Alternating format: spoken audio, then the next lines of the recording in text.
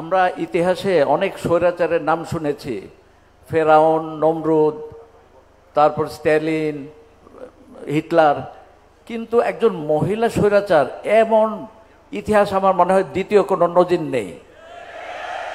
কারণ উনি যে বর্বরতা করেছেন এটা বোধহয় ইতিহাসে একজন মহিলা শাসক হিসেবে দ্বিতীয় কোনো নজির নেই এরকম। তার যে অপকর্ম এটা হয়েছিল কিভাবে, এটার আইনি তারা বিভিন্নভাবে সংবিধানের কথা বলেই, সংবিধানের দোহাই দিয়ে কিন্তু এই অপকর্মগুলো অনেকগুলো করেছে, গণতন্ত্রকে হত্যা করেছে, নানা অপকর্ম করেছে। এবং পৃথিবীর ইতিহাসে স্বৈরাচারকে হটানোর নজির কিন্তু খুবই কম, বিশেষ করে ফ্যাসিবাদকে হটানো কিন্তু খুবই কঠিন। আমার এক বড় ভাই আমেরিকায় থাকেন, উনি বলেন অন্যান্য দেশের অনেক দেশের মানুষ বলে যে তোমরা এটা কিভাবে সম্ভব করেছো, এটা তো অনেক দেশেই তো আমরা জানি স্বৈরাচার আছে, কিন্তু তাদেরকে কিছুতেই সরানো সম্ভব হয় না। আর একটা স্বৈরাচারী শক্তি এসে তাকে যদি সরানো না হয়, জনসাধারণ সরে, এটা কিন্তু আমরা একটা নজির স্থাপন করেছি।